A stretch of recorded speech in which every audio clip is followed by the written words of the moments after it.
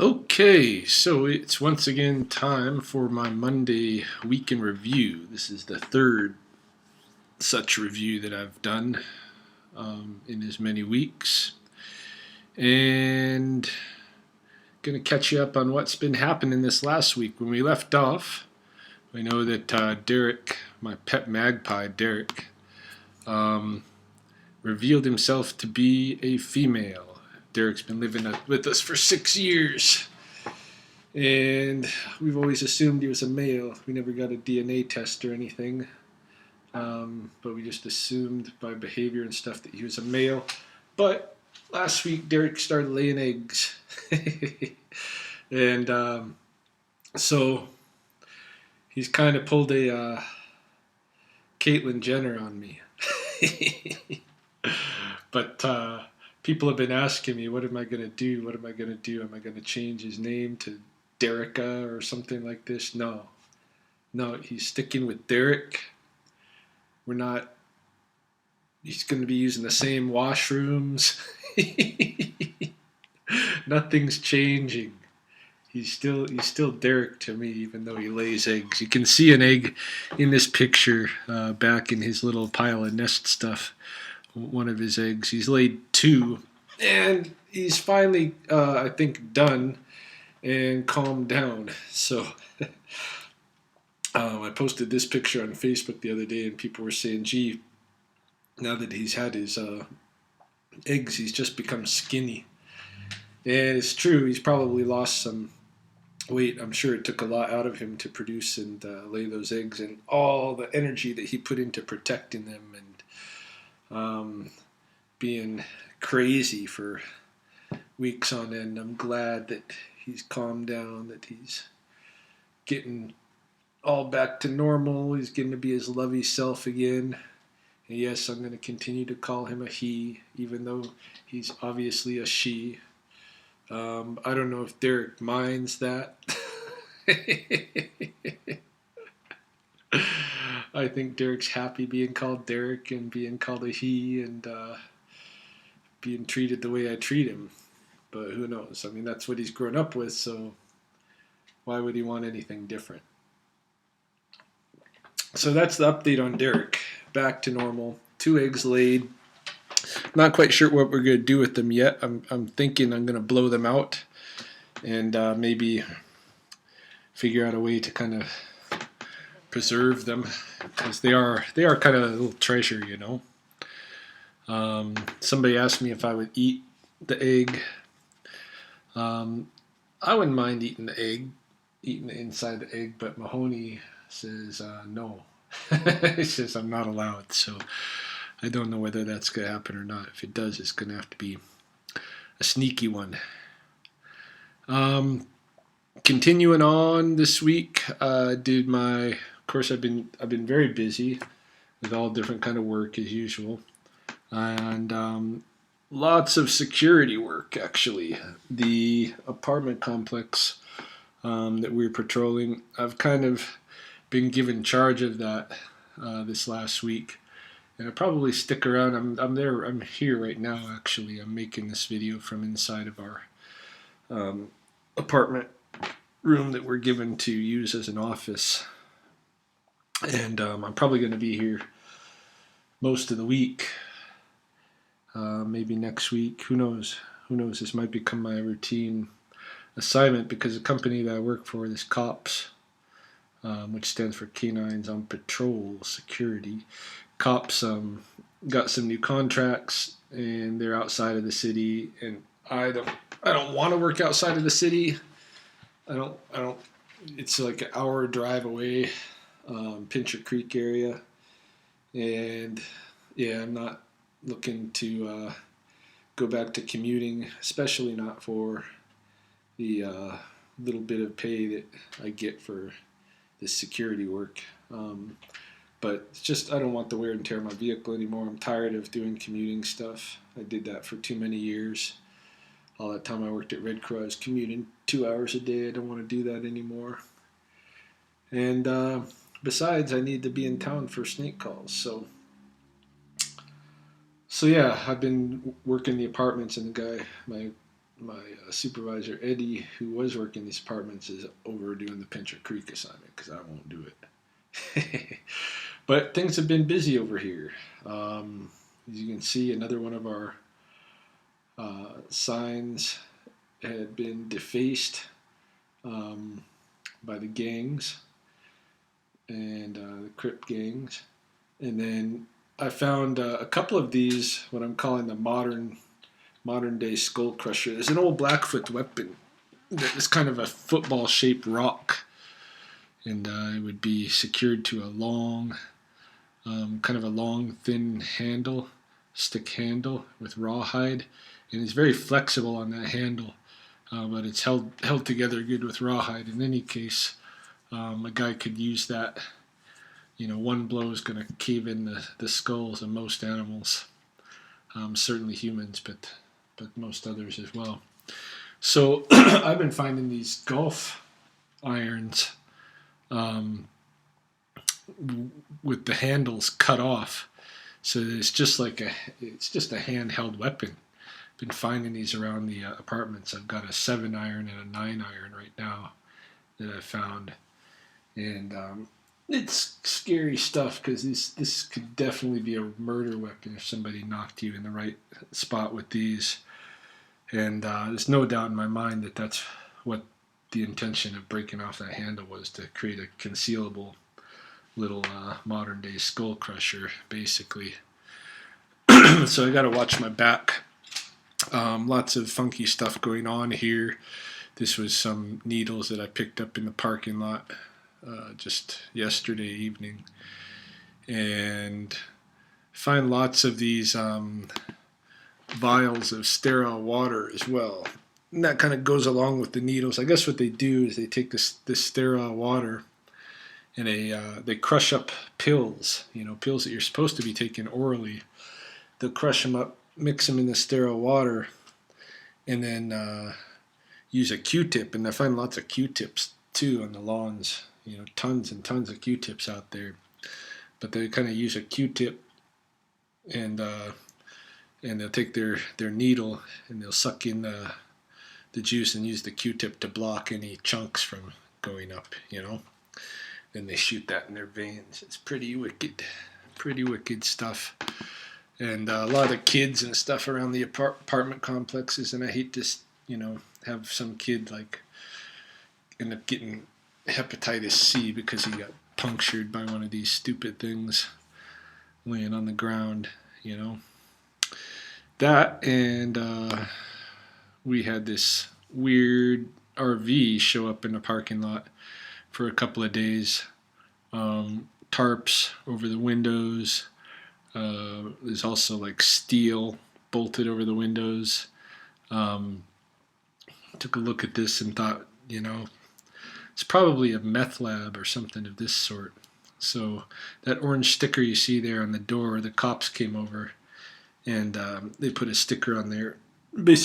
Basically gave them 72 hours to get the vehicle out of there, to move it, or it would be towed.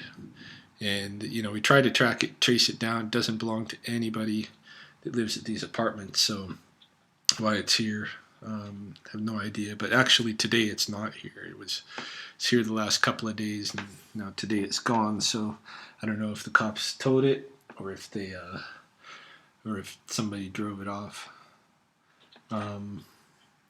We were going to do some surveillance on it just to see, but no, I guess it wasn't funded, and I'm not interested in doing a whole lot of work that's not funded these days. So in addition to working the apartments, one night this week I worked in a pharmacy, or actually a big grocery store, but there was some electrical work being done in the pharmacy, and so I had to hang out there because the pharmacy's all open, and for security for records as well as security of the drugs themselves. I had to hang out there and watch the electricians, make sure they weren't breaching that security at all. And then when they were gone, I still had to hang out until a pharmacist comes in the morning. So it was a 12-hour shift, and Once everybody was gone, though, I just locked up and grabbed a cot off the display floor. So the cot that they sell at this store, I grabbed one and wheeled it into the pharmacy, and took myself a good little like 5 hour sleep. So got paid to sleep in the pharmacy. Um, and yeah, I don't know. Like some guys won't, you know, don't think it's very ethical to sleep on the job and this kind of thing. But to me, it all depends on what the situation is. In a situation like this, where I'm just locked alone in a store all night, and the people that I was there to guard already are gone, to me, it makes all the sense in the world just to go ahead and rack out and have a little sleep. So I did, and I'll do it again. Oh, so that's been security work this week. Also did some rattlesnake work. I got a call to pick up this girl. This is the fourth time that I've encountered this snake. I picked it up at the Paradise Golf Club, and that's the second time I've got this snake from the golf club, and fourth time in all that I've encountered her in that same general area. The other couple of times she was in the houses that were up above the golf course. And what was her name? I gave her a name. I changed it though because I used to think this was a male snake, judging by the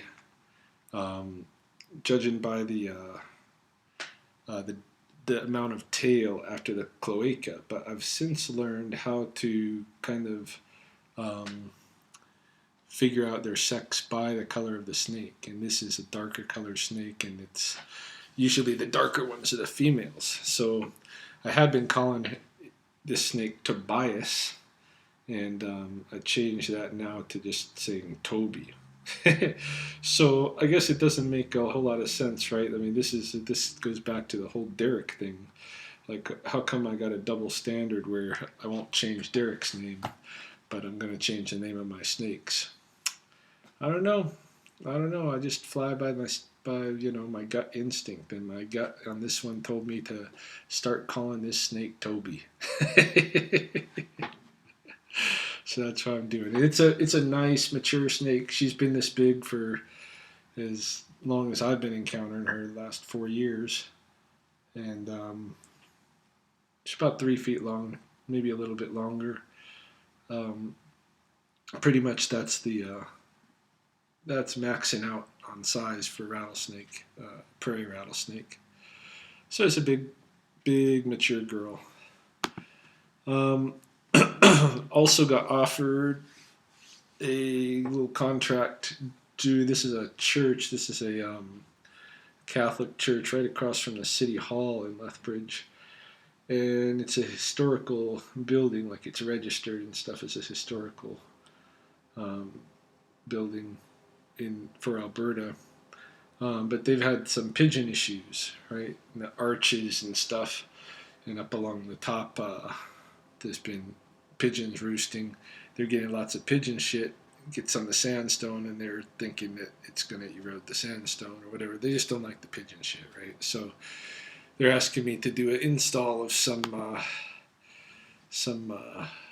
pigeon spikes. So I got to find a cement that will stick it well to a sandstone, because they don't want to drill in, because it is sandstone. They don't want to drill in, and because it's a historical building, but they do want to cement it on there somehow.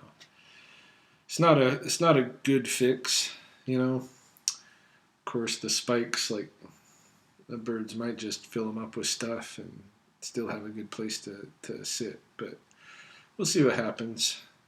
In any case, it'll give me a little bit of work. I've been continuing my work with Fort Whoop-Up as well, but doing that mostly just at home. This last week, I had some writing to do and some a little bit of archival image research to do. So yeah, I was just working from home for the Fort Whoop-Up thing this week. Most of the week, I've had my girl, Isabel, with me at home. Um, Belle and her mom got evicted from their apartment. Well, they're being evicted.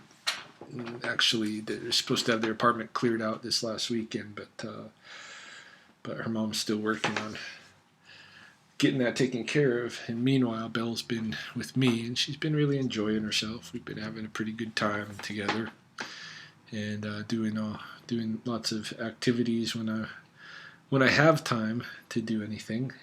I've been working so much, but she's still going to school and everything right now anyway. So most of her day is taken up by school. Over the weekend, we got to do something together. Me and Belle and Mahoney went out to support my friend who's a MMA fighter. You can see her sitting in the front row, right in front of us, with the cornrows. And yeah, there was in Lethbridge here. There were the Canadian National Amateur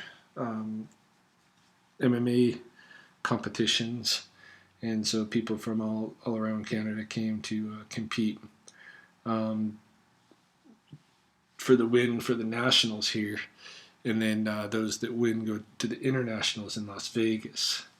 So my friend Stephanie competed and went into fight. I think it was what was her weight? I can't remember what the female weight card was, but any case, she went in fighting, so we went to go support her, and we got it was a good deal for like $20. You can sit there and you can watch a lot of good fights, right? So we went down and watched and supported Stephanie. It's interesting, for those that follow my YouTube channel or have been for a while, you might remember that when I started my Gracie garage, I had a couple of local fighters that went online to criticize me, like publicly, about opening a Gracie garage when I didn't really know jiu-jitsu. And that was Stephanie and her husband. But they've since become my friends. And in fact, I sold them a grappling dummy, and her husband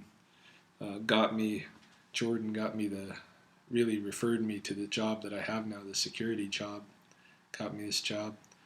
And yeah, we're buddies now. Kids do soccer together, and we were happy to go support Stephanie in her fight. So she fought this girl, Brittany. What was Brittany's last name? I can't remember. But Brittany is actually a pretty experienced kickboxer, and she's been misrepresenting herself as a novice, as a beginner with less than a year experience in MMA, which is true. She has less than a year experience in MMA, but she's been doing like kickboxing all her life, right? So she's really kind of cheating herself, but at the same time, it's messing up others. Steph lost her fight to Brittany, but she fought pretty good. There were 3-minute rounds, three 3-minute rounds, and she went through about 1.5 rounds, and before her body kind of gave out. After the first round, she spent a last half of the first round mounted by Brittany and going through ground and pound and trying to get Brittany off of her. So she used up a lot of energy in that, and in the second round wasn't able to go too much before running out of steam. The refs for these fights did a really good job protecting the fighters. I was very impressed. They stopped a lot of fights before people got seriously hurt. So it was nice to see. But yeah, even though she lost the fight, she had, it was a really good experience for her getting in there and fighting somebody that is a more experienced fighter. and going pretty good. I mean, she put a little bit of hurting on Brittany for sure.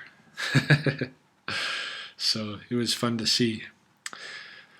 Um, the major thing that happened this week that I don't know how to frame it, how to go around and beat around the bush with it or whatever. But my good friend Ellen Pard, who is the advisor for my wife and I with our beaver bundle, he's the one that transferred to us. He's my teacher in traditional Blackfoot ways. He's my mentor. And this week he passed away. He was on his way down to Browning, Montana to do a ceremony, to run a ceremony. And when he got to the border, something was happening, having a heart attack. And so they called him an ambulance, and the ambulance took him to Browning, and he died in Browning. Now, if I know Alan, see, the situation was such like he's had a couple of heart attacks before. Like it's been shocking, but at the same time, I think we all knew that this was coming at some point. You know, we didn't want it to come, but we knew it was coming. Alan knew it was coming. We all knew it was coming. Eventually,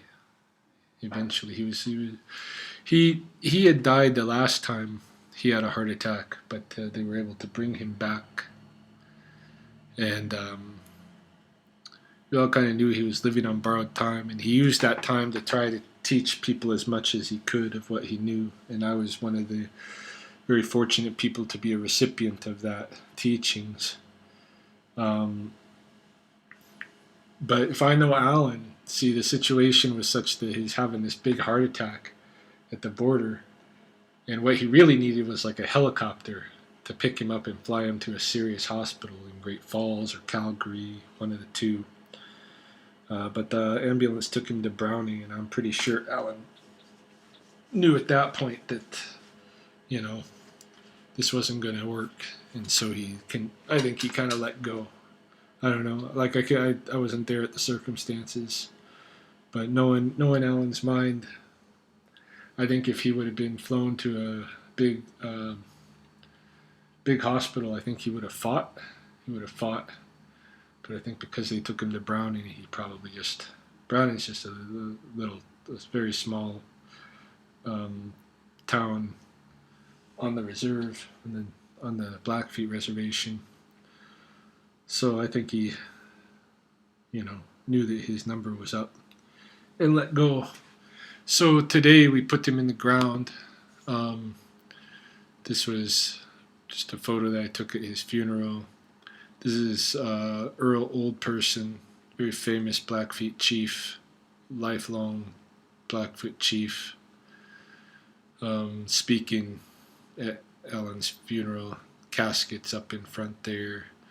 Can't really, see. It's obscured by the flower stand with the blankets. But today was the last day. Well, Alan wasn't there, right? He wasn't there, and I don't look like when I go to these funerals and stuff. If I can help it, I don't go look. I don't like to look at the, at the remains, because I don't like that image to be stuck in my mind, So, out of the 4 people that have died in the last, year and a half or so, 4 really close people to me now who've passed away. Narcissus Blood and Frank Weaselhead, Marvin Caffrobe, and now Alan Pard. Marvin's the only one that I looked at. I had to look at him because his family wanted me to do a ceremony with him, with his remains. So I had to look at him. But otherwise, I don't look. I don't like to look. But yeah, it was very surreal. It's hard to believe that Alan's gone, but one of the things that they did that was kind of nice was they called up all of the people who had been transferred from him to come up all together and do what we call it, simoiskan, basically like a kind of a prayer. And it was pretty impressive to see the number of people that he had transferred to over the years. He definitely had